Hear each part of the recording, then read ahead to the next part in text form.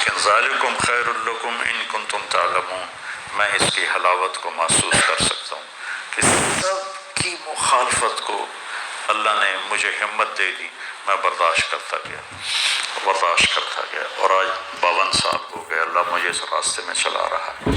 اور اب بچوں سے دعا ہے کہ دعا کرو کہ اللہ موت تک چلاتا رہے۔ تو کس لیے، کون سا بڑا نفع اس میں چھپا ہوا ہے، کون سی بڑی نعمت مجھے ملنے والی ہے؟ تجارت جب آدمی کرتا ہے تو سوچتا ہے منافع کیا ہے، اس پہ ملے گا کیا؟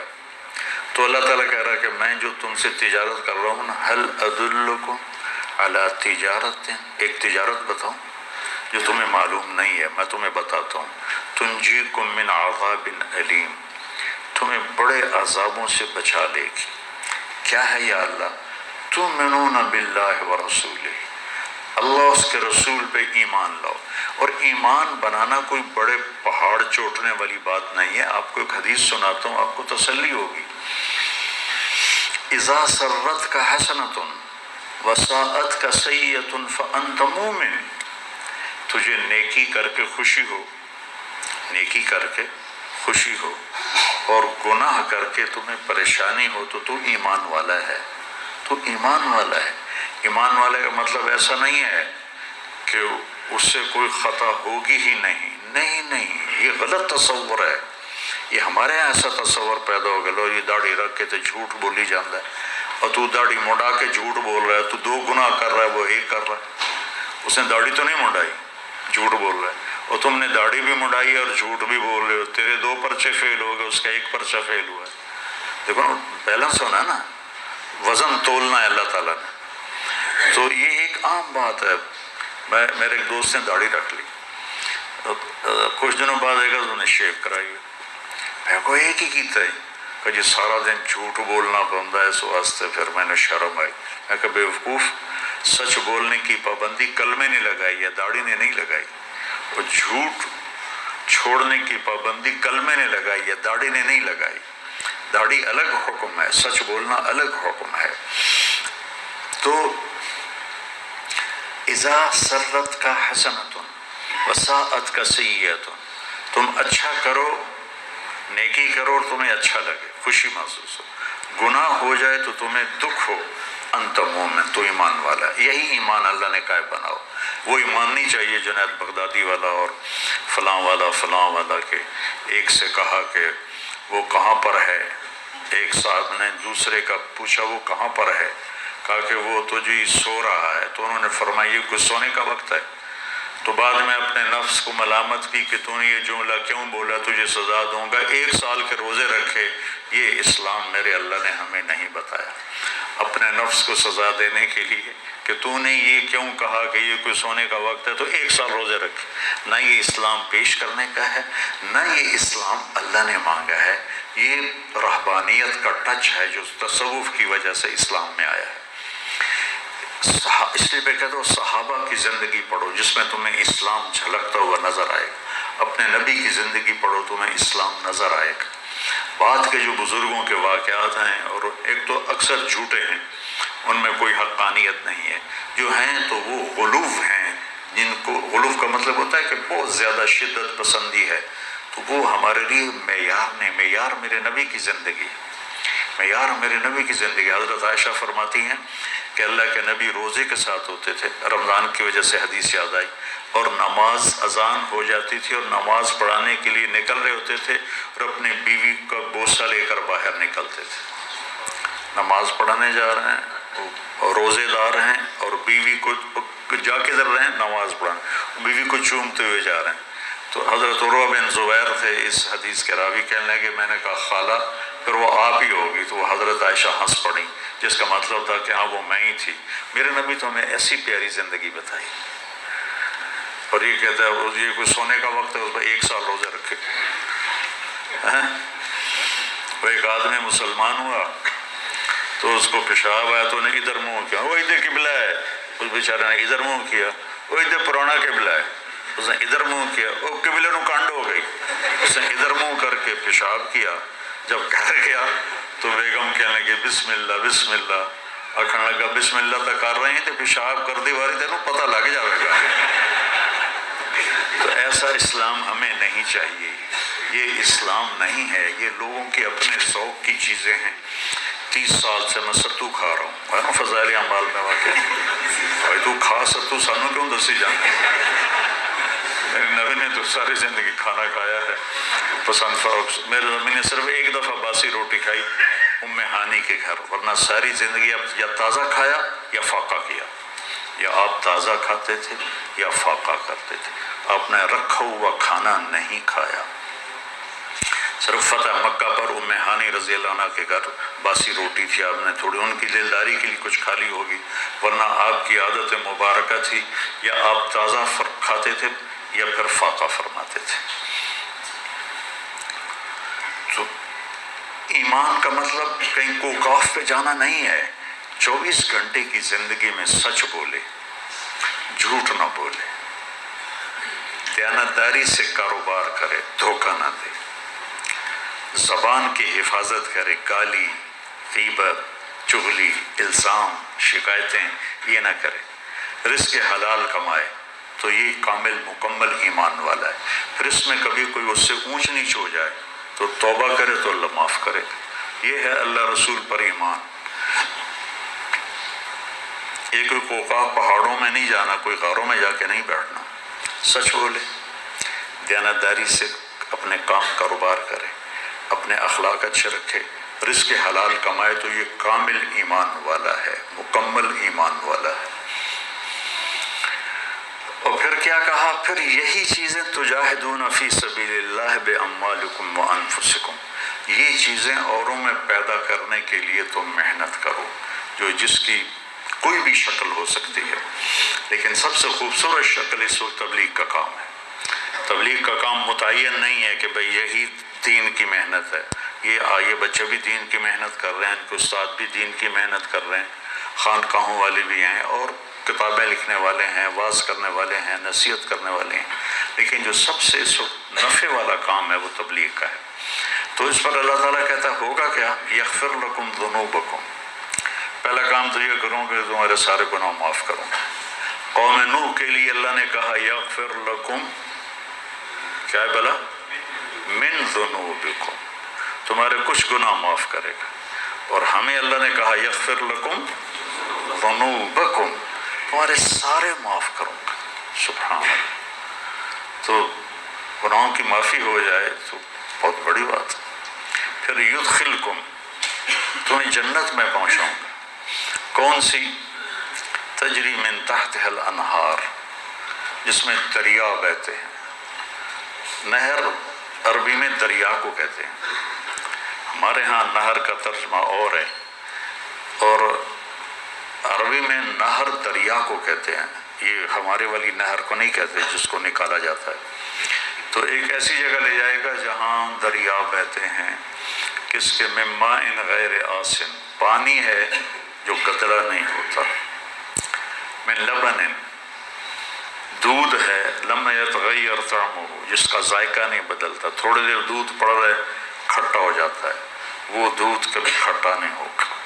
من عسل مصفی، شہد ہے جس کو چھاننے کی ضرورت کوئی نہیں ہے، ہم چھتا لیتے ہیں تو اس کو چھانتے ہیں۔ من خمر لذت للشاربین، اور شراب ہے جو لذت کے ہے پینے والوں کی۔ یہ تین چیزوں کے ساتھ اللہ نے یہ لفظ استعمال نہیں کیا، لذت للشاربین، پانی بھی ضرورت ہے، دودھ بھی ضرورت ہے، شہد بھی ضرورت ہے، اور شراب لوگ ضرورت کے لیے نہیں پیتے، لذت کے لیے پیتے ہیں۔ لیکن پاگل پھر الٹیاں کر رہے ہوتے ہیں، منہ سے بدبو آ رہی ہوتی ہے، شرابیوں کے ساتھ وقت گزر، ہمارے ساتھ کالج کے لڑکے شراب پیتے تھے، تو الٹیاں آ رہی ہیں، اندر ہی پیشاب نکل رہا ہے، بری حالت ہوتی ہے، اور بے ہوش ہو گئے تو لذت کا احساس ویسے ہی ختم ہو گیا۔ تو اللہ نے کہا پاگلو اس کو چھوڑ دو، لذت للشاربین، میں نے تمہاری لذت کے لیے شراب بنائی ہے، اس کا ایک گھونٹ پی لو گے تو نہ سر میں درد ہوگا نہ چکر آئیں گے، لیکن آسمانوں پر اڑو گے لذت کے۔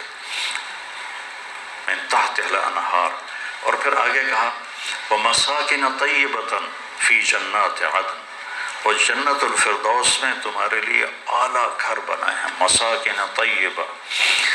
جنت الفردوس کے گھر کی ایک اینٹ سونے کی ہے، ایک چاندی کی ہے، ایک موتی کی ہے، ایک یاقوت کی ہے، ایک زمرد کی ہے، اور مشک اس کا گارا ہے، مشک اس کا گارا ہے، اور زعفران اس کی گھاس ہے، اور اللہ کا عرش ان کی چھت بنایا ہے اللہ تعالیٰ، اور فرش سے لے کر چھت تک 1,00,000 ہاتھ، یعنی 25 لاکھ فٹ کی بلندی پر چھت ہوگی، 25 لاکھ فٹ کی بلندی پر چھت ہوگی۔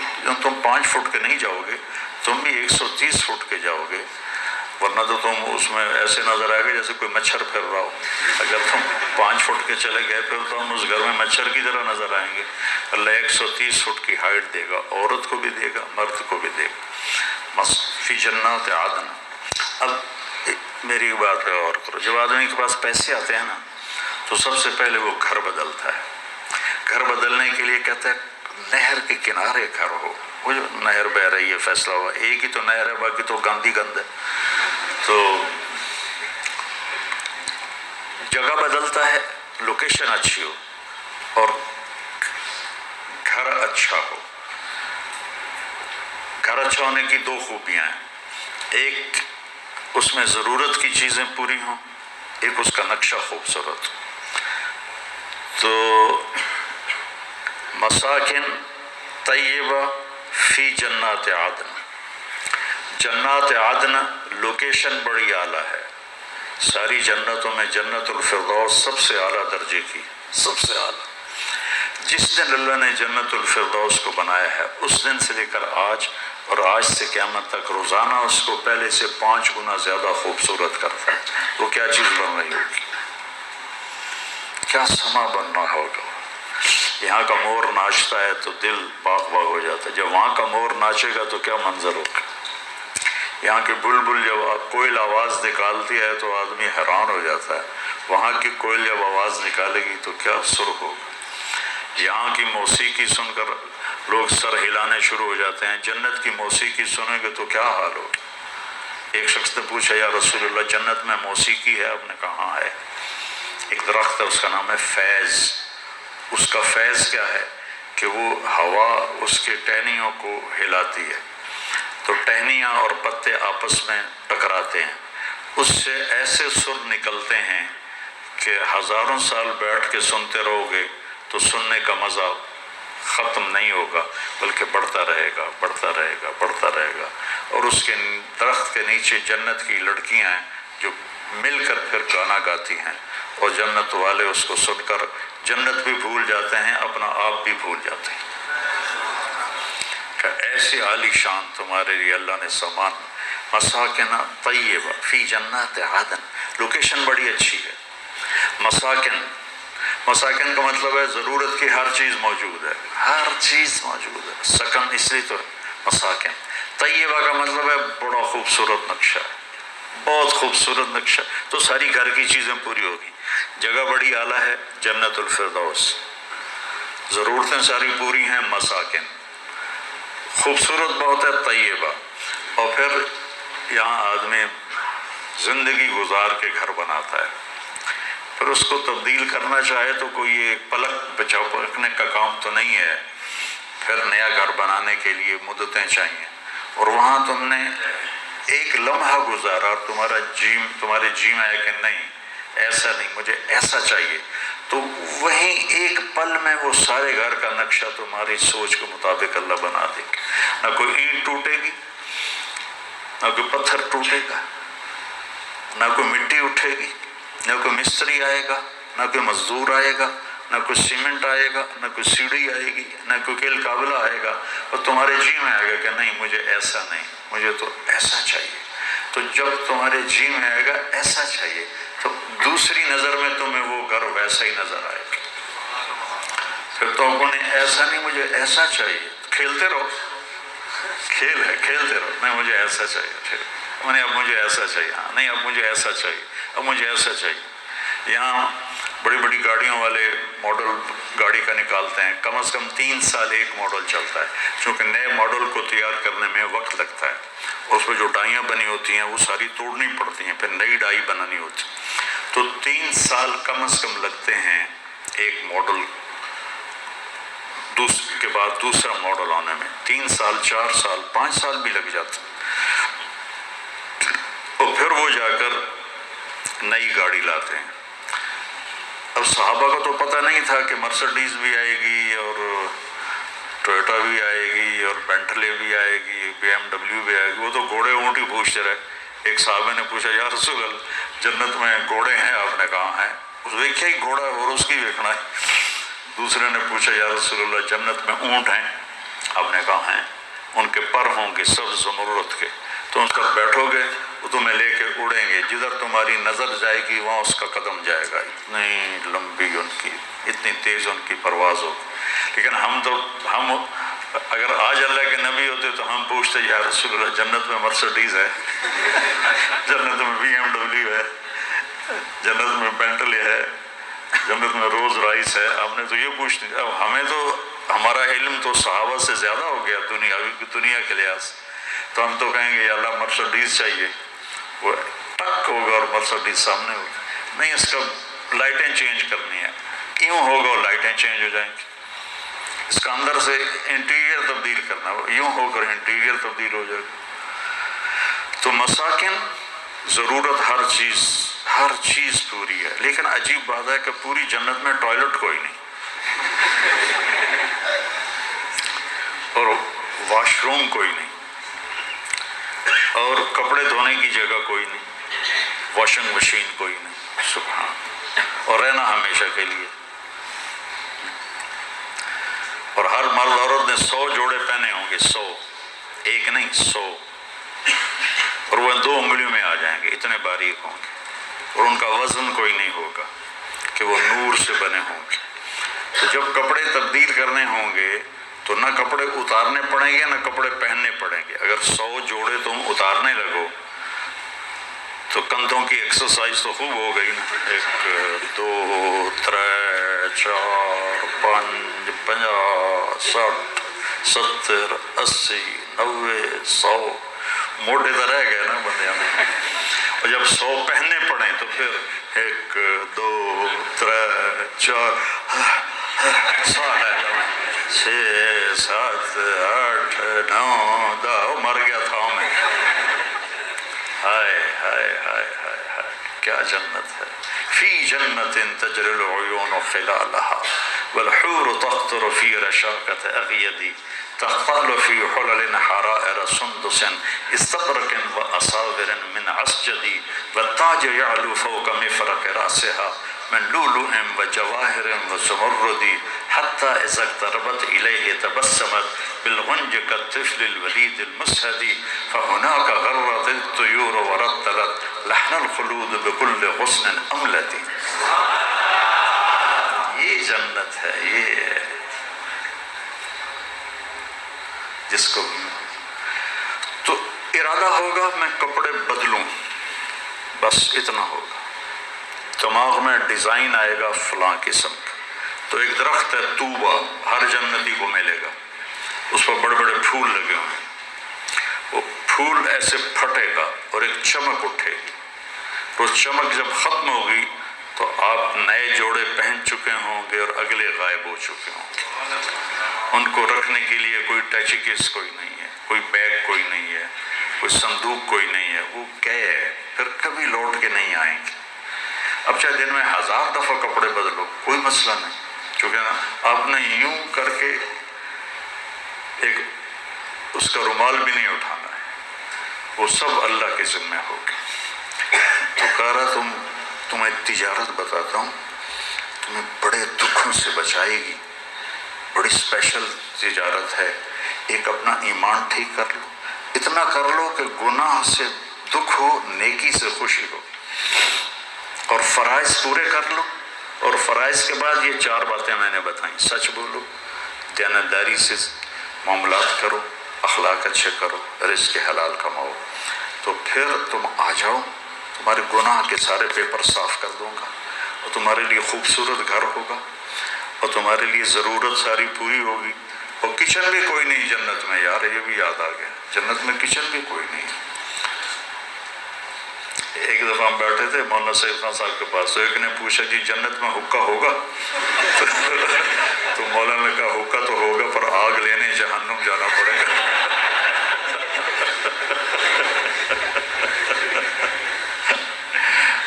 تو بس سب کچھ ہوگا، چاہے نسواری کو نسوار یاد آئے گی تو وہ بھی ہو جائے گی، لیکن وہ چونے والی نسوار نہیں ہوگی، وہ پھر زعفران والی نسوار ہوگی۔ کسی پنواڑی کو پان یاد آ گیا، یہ پان کھا کھا کھا اپنے منہ سارے منہ کا ہے ایسا ہی سارا سارا منہ سرخ کیا ہوتا ہے۔ ہندوستان میں بہت زیادہ ہے، ہمارے ہاں تو پان کھانے والے تھوڑے لوگ ہیں، وہاں تو ہر آدمی۔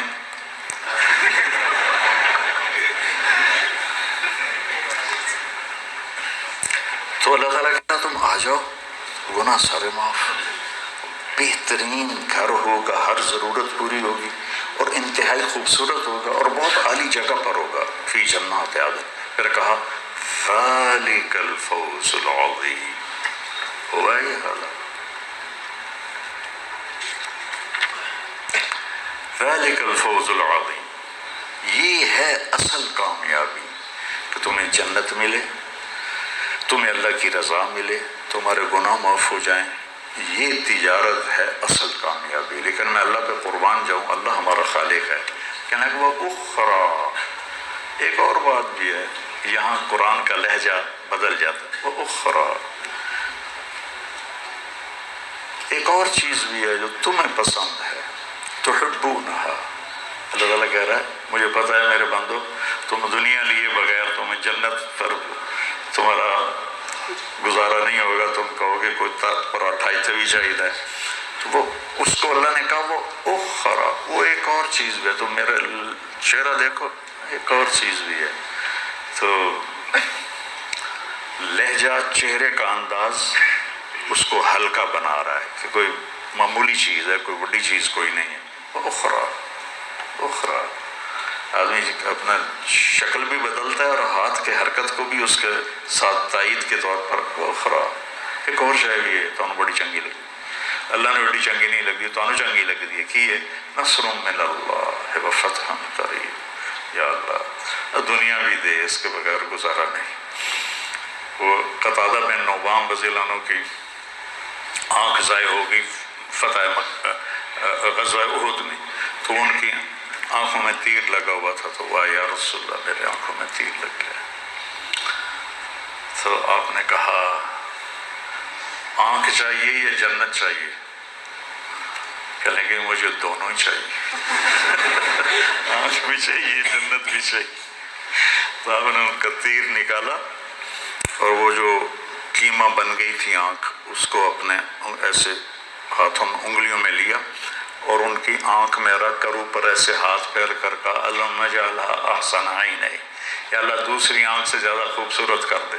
تو اپنے انگلیاں ہٹائیں تو وہ چمک رہی تھی روشن آنکھ۔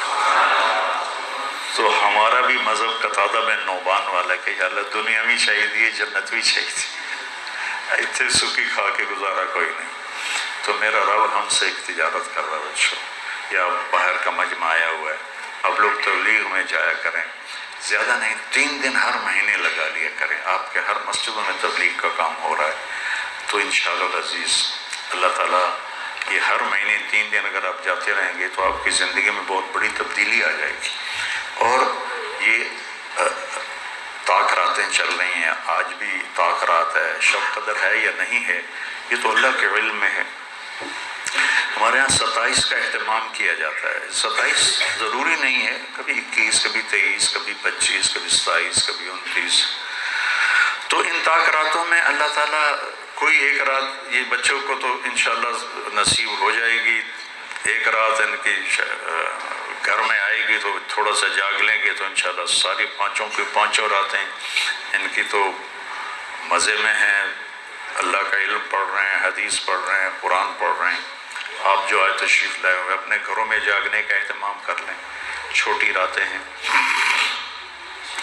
تو ایک تو کوئی والدین کا نافرمان ہے تو ماں باپ سے معافی مانگ لیں، کوئی شراب کا عادی ہے تو توبہ کر لے، کوئی رشتہ داروں سے لڑا ہوا ہے تو صلح کر لے، کوئی دل میں کینہ بغض نفرت رکھتا ہے تو اس کو دل کو صاف کر لے، تو پھر انشاءاللہ بخشش کی مہر اللہ کے نبی نے لگا کے دی ہے کہ شراب نہ پیتا ہو، ماں باپ کا نافرمان نہ ہو، رشتہ داروں سے لڑائی نہ لڑتا ہو، دل میں بغض نہ رکھتا ہو، تو شب قدر میں سب کی بخشش ہو جاتی ہے۔ لیکن یہ 4 کام میں سے کوئی ایک کام بھی کسی کے اندر ہے تو پینڈنگ ہو جاتا ہے، یہ نہیں کہ اس کی ہوتی نہیں، اگر وہ توبہ کر لے گا تو معاف ہو جائے گا۔ تو میرے عزیزو، یہ مختصر سی زندگی ہے، نہ جانے بلا لے پیا کس گھڑی، تو کیا کیا کرے گی اری دن کے دن، بلانے والے کا بلاوا پتہ نہیں کب آ جائے، تو ہم اپنی آخرت کو بنانے کے لیے یہ ہمیں اللہ نے بہترین کام دیا ہے تبلیغ کا، کہ 3 دن ہر مہینے آپ جاتے رہیں تو انشاءاللہ آپ کی زندگی میں تبدیلی آ جائے گی۔ اور یہ بچے جو فارغ ہو رہے ہیں یہ سال کی نیت کریں، انشاءاللہ اللہ ان کو بہت زیادہ دے گا، اللہ تعالی ہمیں قبول فرمائے۔ اللہم لک الحمد کما انت اہلہ وصلی علی محمد کما انت اہلہ وفعل بنا ما انت اہلہ انک اہل التقوی و اہل المغفرہ۔ اللہم انا نسألک خیر ما سألک منہ عبدک و نبیک محمد صلی اللہ علیہ وسلم ونعوذ بک من شر ما استعاذک منہ عبدک و نبیک محمد صلی اللہ علیہ وسلم۔ اللہم انت المستعان و علیک البلاغ لا حول ولا قوة الا باللہ آمین وصلی اللہ تعالی نبی الکریم برحمتک۔ میں تھوڑا راستہ دے دوں۔ ہاں